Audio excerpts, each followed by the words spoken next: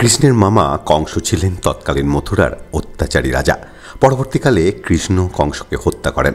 এই খবর শুনে কংসের শ্বশুর মগধের রাজা জরাসন্ধ প্রচণ্ড রেগে যান। এর প্রতিশোধ নেওয়ার জন্য তিনি মথুরা আক্রমণ করেন, কিন্তু 17 বার মথুরা আক্রমণ করার পরও জরাসন্ধ মথুরা জয় করতে ব্যর্থ হন। তবে এই 17 বার আক্রমণে মথুরার অধিবাসী যাদবেরা দুর্বল হয়ে পড়ে। কৃষ্ণ যখন বুঝতে পারেন জরাসন্ধ আর একবার মথুরা আক্রমণ করলেই যাদবরা তা প্রতিরোধ করতে পারবেন না, তখন তিনি তার লোকদের নিয়ে মথুরা ত্যাগ করার সিদ্ধান্ত নেন। চলে আসেন সৌরাষ্ট্রে। বিশ্বকর্মার সাহায্যে তৈরি করেন দ্বারকা নগরী। আজ আমি সেই আরব সাগরের তীরে দ্বারকা নগরীতে।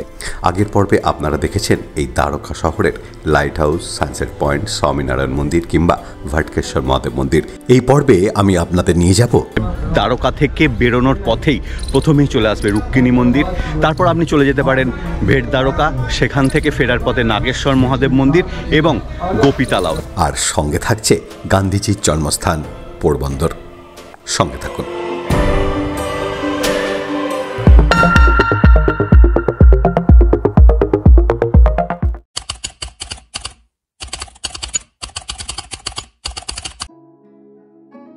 দ্বারকায় কিভাবে আসবেন সে কথা না হয় পরে বলছি, আগে দেখে নিন দ্বারকা শহরের আশপাশটা কিভাবে ঘুরে দেখব। 8 সিটার অটো কিংবা এসি গাড়ি, এই দুরকমভাবেই হাফ বেলার মধ্যে আপনি ঘুরে দেখতে পারেন দ্বারকা শহরের আশেপাশের জায়গাগুলো।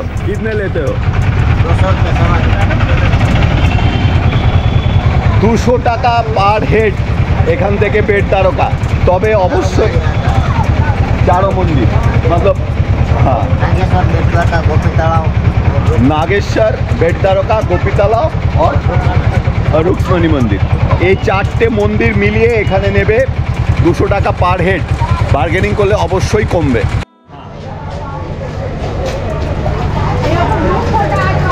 कितना रुपया लेते हो? 1500 रुपये। बेट द्वारका, बेट द्वारका, नागेश्वर, गोपीतालाव और रुक्मिणी 4 जगह का ये गाड़ी। हाँ, आपका कार्ड नंबर है? এই অটো কিংবা গাড়ি বুকিংয়ের নাম্বার ডেসক্রিপশন বক্সে দেওয়া রইল।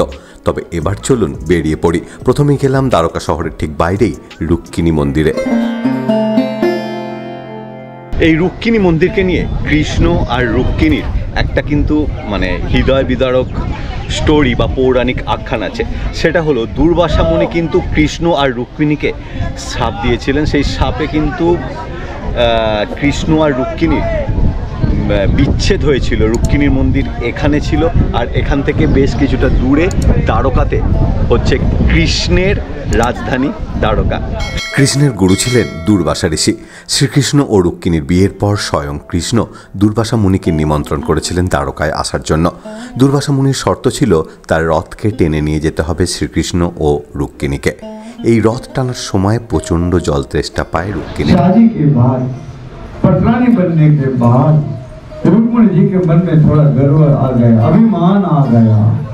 রাস্তার মাঝে তিনি থেমে যান এবং শ্রীকৃষ্ণকে বলেন তাকে জল না খাওয়ালে তিনি এগোতে পারবেন না। শ্রীকৃষ্ণ দুর্বাসা ঋষিকে না জিজ্ঞাসা করেই পায়ের আঙুলের চাপ দিয়ে মাটি থেকে জল বার করে রুক্মিণীকে খাওয়ান। ফলে মুনি ক্রোধিত হন এবং তিনি শ্রীকৃষ্ণকে শাপ দিয়েছিলেন, তুমি যেখানে তোমার রাজত্ব করছো অর্থাৎ দ্বারকাতে কোনো মিষ্টি জল পাওয়া যাবে না এবং এখানে কোনো চাষাবাদও হবে না। সেজন্য আজও এখানে কোনো চাষাবাদ হয় না। আজও এখানে নতুন বাড়ি তৈরি করার সময় একটা জলাধার আগেই তৈরি করে রাখতে হয় এবং সেখানে বৃষ্টির জল জমিয়ে রাখা হয়। রানী রুক্মিণীর প্রসাদ হচ্ছে জল প্রসাদ। মন্দিরটি দেখেই বোঝা যায় বেশ পুরনো মন্দির এবং এটিকে সংস্কারও করানো হয়েছে। আমরা এখন দ্বারকা থেকে ভেট দ্বারকার দিকে যাচ্ছি। দ্বারকা থেকে ভেট দ্বারকার ডিস্টেন্স 35 কিলোমিটারের আশেপাশে। তা এই রাস্তায় রুক্মিণী মন্দির, তারপরে মিঠাপুর, তারপরে ওখা, তারপরে পড়বে ভেট দ্বারকা। যাই হোক, এই মিঠাপুর নিয়ে একটা গল্প আমাদের ড্রাইভার যে জীবনজি শোনালেন, সেটা হচ্ছে মিঠা মানে কিন্তু গুজরাটিতে সল্টি বা নোনতা, আর এখানেই রয়েছে কিন্তু টাটা সল্টের সবথেকে বড় ফ্যাক্টরিটা। আমার ডান দিকে রয়েছে টাটা সল্টের সবথেকে বড় ফ্যাক্টরি, আর বাঁ দিকে রয়েছে কর্মীদের আবাসন। দ্বারকা ও বেটদ্বারকার মাঝে পড়বে ওখা রেলওয়ে স্টেশন। পশ্চিমবঙ্গ থেকে সরাসরি ওখা যাবার ট্রেন আছে শালিমার থেকে। ওখা স্টেশন থেকে দ্বারকাধীশ মন্দিরের দূরত্ব 30 কিলোমিটারের কাছাকাছি। নিচে আরব সাগর আর ওপরে ব্রিজ, নাম সুদর্শন সেতু। দ্বারকা থেকে বেটদ্বারকা যাবার পথে আমার নিচে যে আরব সাগর রয়েছে, সেই আরব সাগরের যে খাঁড়িটা নৌকোয় করে পার করতে হতো, এখন কিন্তু খুব রিসেন্ট সুদর্শন সেতু তৈরি করে দিয়েছে, বা সিগনেচার ব্রিজ। আমার সামনেই রয়েছে সেটা।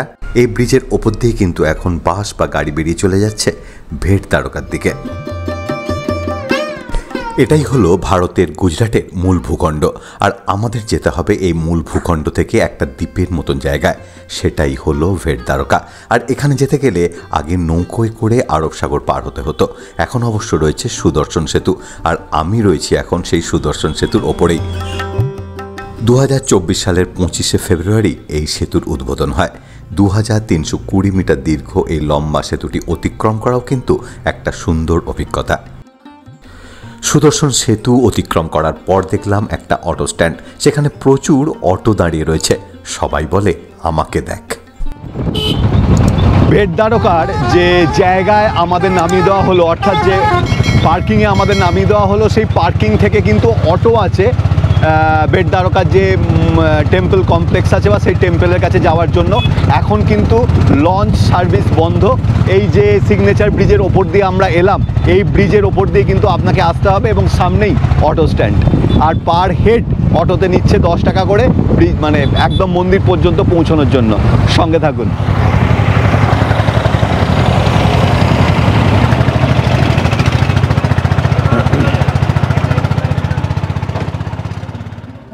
পৌঁছে গেলাম মন্দির চত্বরে। এখান থেকে 5 মিনিট হেঁটেই মন্দির। আমি রয়েছি বেটদ্বারকার যে প্রধান মন্দিরের যে প্রবেশপথ, সেই প্রবেশপথের সামনে। তা এই বেটদ্বারকার নামটা কেন হলো? স্বয়ং সুদামা শ্রীকৃষ্ণের সঙ্গে এখানে দেখা করতে এসেছিলেন একটা চালের পুডলি নিয়ে, এবং এটা ভেট হিসাবে শ্রীকৃষ্ণকে দিয়েছিলেন। এবং শ্রীকৃষ্ণ আর সুদামার যে সাক্ষাৎ আর ভেট হয়েছিল, সেই জন্যই কিন্তু এই এলাকার নাম বেটদ্বারকা। স্বয়ং রুক্মিণী এখানে শ্রীকৃষ্ণের মূর্তি স্থাপন করেছিলেন, এবং সেই মূর্তি নাকি এখনো এখানেই আছে।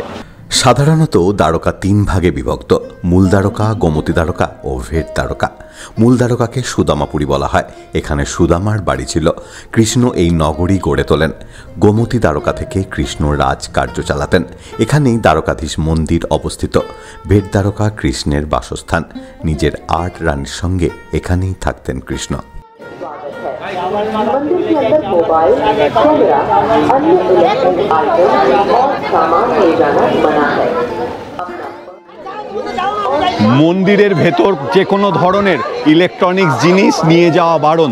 সেক্ষেত্রে ক্যামেরা হতে পারে, হাতঘড়ি হতে পারে, কিংবা মোবাইল হতে পারে। সমস্ত কিছু জমা রাখার জন্য এখানে ব্যবস্থা রয়েছে। টাকা দিয়েও জমা রাখতে পারেন, বা আপনার সঙ্গী যারা রয়েছে, মানে যদি ভিড় না হয়, সেই সঙ্গীর কাছে এগুলো জমা রেখে, জুতো ফুতো ইত্যাদি ইত্যাদি জমা রেখে আপনি দর্শন করে আসবেন। পরবর্তীকালে উনিও আবার যাবেন। মনে করা হয় দাপর যুগে এখানেই কৃষ্ণের প্রাসাদ ছিল। সুদামা যখন নিজের বন্ধুর সাথে দেখা করতে এখানে আসেন, তখন উপহার স্বরূপ এক পুডলি চাল এনেছিলেন। কৃষ্ণ সুদামার সেই চাল খান। তারপর যখন সুদামা নিজের বাড়ি ফেরেন, তখন দেখেন যে তার দারিদ্র্য দূর হয়েছে। স্ত্রী ও সন্তান সুন্দর পোশাকে তার সামনে বেরিয়ে আসেন। বাড়ি ঘরও হয়ে ওঠে প্রাসাদের মতো। অন্নভাণ্ডারও ভরে গিয়েছিল। তাই এখন মনে করা হয় এই মন্দিরে চাল দান করলে সেই ব্যক্তির সমস্ত দুঃখ, দুর্দশা ও দারিদ্র্য ঘুচে যায়। এই জায়গাটায় যদি আপনারা ইলেকট্রনিক্স জিনিস জমা রাখেন, সেটা কিন্তু সম্পূর্ণ ফ্রি। এটা কিন্তু মন্দির কমিটির আন্ডারে। বাইরে জায়গাগুলোয় 5 টাকা করে লাগে। এই জায়গায় প্রচুর বাঙালি ঘুরতে আসেন। হরিপদ মান্না ইনি এসেছেন নন্দীগ্রাম থেকে, সেই নন্দীগ্রাম, মেদিনীপুরের নন্দীগ্রাম। আপনারা কতজন এসছেন? আমরা 70 জন এসেছি। 70 জন এখানে এসছেন। কবে এসেছেন? এই আগামীকাল সন্ধ্যায় এসেছি। আমার সামনে একজন দাঁড়িয়ে রয়েছেন। দাদা, আপনার নাম কি? পীযূষ কান্তি বিশ্বাস। পীযূষ কান্তি বিশ্বাস। ইনি এসেছেন বনগাঁ থেকে। এখানে প্রচুর বাঙালি রয়েছে। বাঙালিদের কিন্তু চেহারাগত মিল আছে। দেখুন, আমি দাঁড়িয়ে আছি, ইনি দাঁড়িয়ে আছেন, ইনি দাঁড়িয়ে আছেন।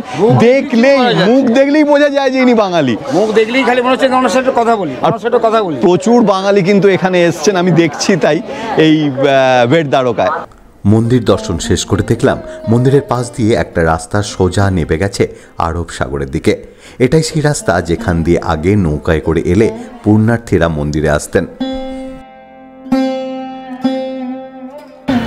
আমি এখন যে জায়গাটা দাঁড়িয়ে রয়েছি এই জায়গাটা কিন্তু এখন ইতিহাসের খাতায় চলে গেছে। অর্থাৎ সামনে দেখতে পাচ্ছেন যে ব্রিজ, ওই ব্রিজ দিয়ে আমরা এলাম এবং আগে আজ থেকে 8-10 মাস কিংবা 1 বছর আগেও লোকে কিন্তু এই সব নৌকোগুলো দিয়ে ওদিক থেকে এদিকে আসতো, কারণ এই যে ভেট দ্বারকা যে জায়গাটা এটা কিন্তু একটা দ্বীপের মতন। সুতরাং মেন ভূখণ্ড থেকে আপনাদের এখানে আসতে গেলে হয় ব্রিজ ধরে আসতে হবে, ব্রিজটা নতুন চালু হয়েছে, আর আগে লোকে আসতো এই স্টিমারে বা নৌকায় করে।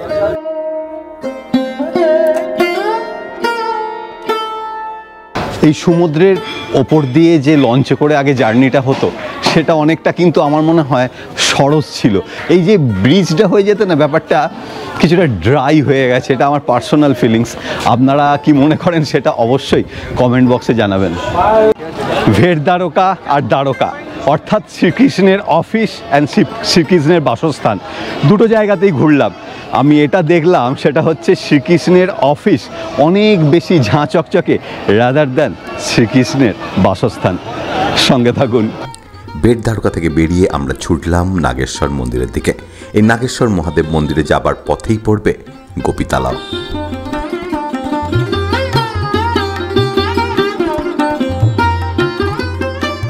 নাগেশ্বর মন্দিরে যাবার পথেই পড়ে গোপীতালাও।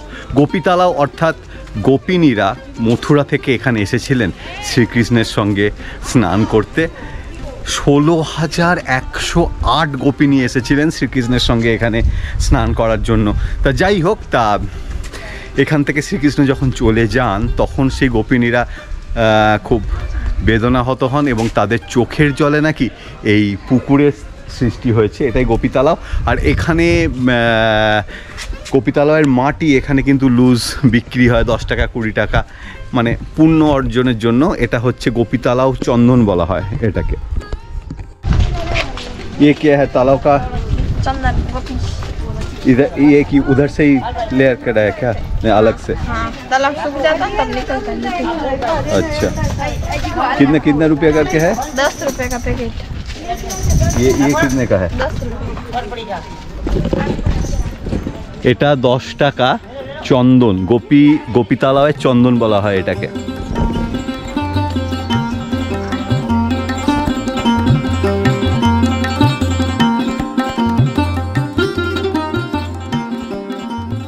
দ্বাদশ জ্যোতির্লিঙ্গের অন্যতম নাগেশ্বর মহাদেব মন্দির, পৌঁছে গেলাম সেখানে।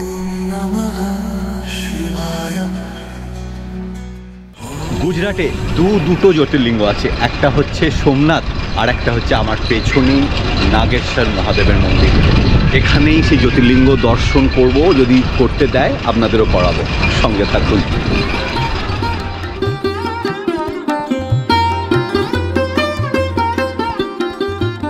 এই নাগেশ্বর মহাদেব মন্দিরকে ঘিরে মজার একটা পৌরাণিক আখ্যান আছে। একদল বামন ঋষি দীর্ঘকাল ধরে এই এলাকার দ্বারকা বনে ভগবান শিবের পুজো করছিলেন। তাদের ভক্তি এবং ধৈর্য পরীক্ষা করার জন্য শিব সাধু বেশে তার শরীরে শুধুমাত্র সাপ পরিহিত নগ্ন তপস্বী রূপে আসেন। ঋষি স্ত্রীরা সাধুর প্রতি আকৃষ্ট হয়ে স্বামীকে রেখে তার পিছু নেন। এতে ঋষিরা খুব বিরক্ত ও ক্ষুব্ধ হয়েছিলেন।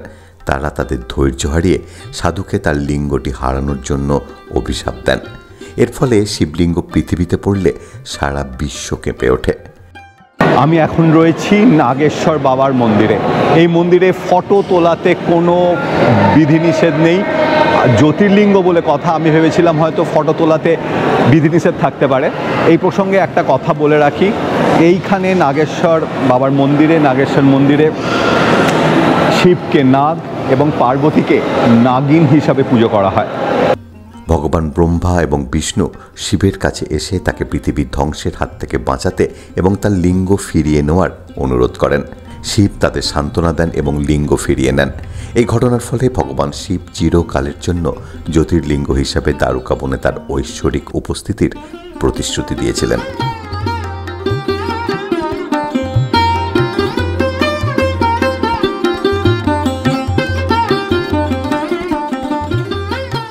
নাগেশ্বর মহাদেব মন্দিরে পূজাভিষেক খুব ভালোভাবে আপনি করাতে পারবেন, মানে পুজো করতে পারবেন। তার জন্য 200 টাকা দিয়ে টিকিট কাটতে হবে, আর 250 টাকার ডালা নিতে হবে। মিনিমাম ডালার হচ্ছে 250 টাকা, 200 টাকা পার হেড টিকিট। এরপর লাইনে ঢুকে যান, খুব ভালোভাবে পুজো দিতে পারবেন। আমি যখন এসেছিলাম আমি তো খুব ভালোভাবে দিতে পেরেছি। আর একটা কথা, ছেলেদের জন্য কিন্তু এই ধুতির কাউন্টার আছে আলাদা। এই ধুতির কাউন্টারে গিয়ে ধুতি পরতে হবে, যদি না ধুতি পরে আসেন, প্যান্ট খুলে ধুতি পরতে হবে, পরে তবে কিন্তু আপনি পুজো দিতে পারবেন। এই নাগেশ্বর মহাদেব মন্দিরে রয়েছে এক বিশাল শিব ঠাকুরের প্রতিমূর্তি। এই নাগেশ্বর মন্দির সকাল 6টার সময় খোলে আর বন্ধ হয় রাত 9:30টায়। যে কোনো সময় আপনি চলে আসতে পারেন, আসার ক্ষেত্রে কোনো নিয়মকানুনের বাধাই নেই। দ্বারকা থেকে পোরবন্দরের দূরত্ব 100 কিলোমিটার। দ্বারকা থেকে সাইট সিন হিসাবে গান্ধীজির জন্মস্থান পোরবন্দরে যাওয়াই যায়। দ্বারকা থেকে পোরবন্দর সরাসরি ট্রেনের কোনো ব্যবস্থা না থাকলেও গাড়িতে করে এই দূরত্ব যেতে সময় লাগবে 2.5 থেকে 3 ঘন্টার মতন। ভাড়া লাগবে 3000 টাকার কাছাকাছি। বহু পুরনো শহর এই পোরবন্দর। এর আগের নাম ছিল সুদামাপুরী। কৃষ্ণের বন্ধু সুদামার জন্মস্থানের জন্যই এই নামকরণ। এই পোরবন্দরে দেখার মধ্যে রয়েছে মহাত্মা গান্ধীর জন্মস্থান, সুদামা মন্দির, পোরবন্দর সমুদ্র সৈকত এবং এখানকার বার্ড স্যাংচুয়ারি। তবে আমি শুধুমাত্র মহাত্মা গান্ধীর জন্মস্থান কীর্তি মন্দির এবং সুদামা মন্দিরেই গিয়েছিলাম। এটা মহাত্মা গান্ধীর পৈতৃক বাড়ি। 1869 সালের 2রা অক্টোবর তিনি এখানে জন্মগ্রহণ করেন। সকাল 7টা থেকে সন্ধ্যে 7টা পর্যন্ত এটা খোলা থাকে। গেট দিয়ে ভেতরে ঢুকেই প্রাসাদোপম বাড়ি। অবশ্য ঠিক এই জায়গাটাতে গান্ধীজি জন্মাননি। এখান থেকে কিছুটা এগিয়ে বাঁ হাতে একটা পুরনো জায়গা রয়েছে। দেখলাম সেখানে গান্ধীজির জন্মস্থানটা চিহ্নিত করে দেওয়া রয়েছে। হেরিটেজ হিসাবে সেই জায়গাটা মেনটেনও করা হয়। এই জায়গাতে ভিডিও ক্যামেরা অ্যালাউ নয়, তবে স্টিল ফটো আপনি তুলতে পারেন।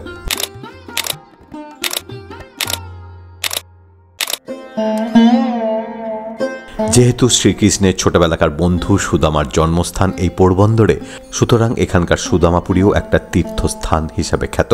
ভেতরটা অসংখ্য গাছপালা দিয়ে তৈরি। মন্দিরটাও পুরনো এবং যথেষ্ট বড়।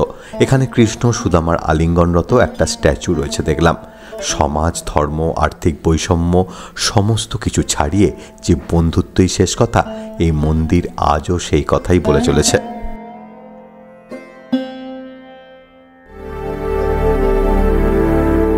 এবারে বলি কলকাতা থেকে কিভাবে আসবেন। কলকাতা থেকে দ্বারকার আকাশপথে দূরত্ব 2000 কিলোমিটার। সেখানে ট্রেনে করে গেলে আপনাকে অতিক্রম করতে হবে 2600 কিলোমিটার। শালিমার থেকে সরাসরি ওখা এক্সপ্রেসে পৌঁছতে পারেন এখানে। সময় লাগবে 44 ঘন্টার কাছাকাছি। এছাড়া আহমেদাবাদ থেকে বন্দে ভারত এক্সপ্রেসও আপনি ওখা স্টেশনে পৌঁছতে পারেন। ফ্লাইটে করে এলে সবথেকে সুবিধাজনক রাস্তা হচ্ছে কলকাতা থেকে চলে আসুন রাজকোট, সেখান থেকে ট্রেনে বা গাড়িতে ওখা কিংবা দ্বারকা। দ্বারকা মন্দির থেকে মিনিট 5 দূরত্বের মধ্যেই রয়েছে হোটেল কাচি প্যালেস। আমি উঠেছিলাম সেখানেই। রুম রেন্ট 1500 টাকার আশেপাশে। রুম যথেষ্ট স্ট্যান্ডার্ড। সঙ্গে থাকুন, দেখতে থাকুন, ঘুরতে ফিরতে। সাবস্ক্রাইব অল বাটনটা তো প্রেস করবেনই। আর একটা আমার সাজেশান রইল যে যদি পারেন তো জয়েন বাটনটা অন করে দেবেন। তাতে অনেক কিছু পার্কস অর্থাৎ সুযোগ সুবিধা তো আপনি পাবেন। এছাড়াও পেতে পারেন সরাসরি আমার সাথে কথা বলার সুযোগ। সামনের পর্বে গুজরাট ছেড়ে আমি ঢুকছি দিউতে। তবে আবার ফিরে আসব গুজরাটে, তখন যাব সোমনাথে। তার আগে আমার সাথে দেখে নিন দিউ ফোর্ট সহ দিউয়ের বিভিন্ন ঘোরার জায়গা, কিভাবে আপনি দিউ আসতে পারেন। এছাড়া এখানকার হোটেল, সংস্কৃতি সব কিছু। আজ তবে এইটুকুই থাক। আবার ফিরে আসছি সামনের পর্বে। ধন্যবাদ।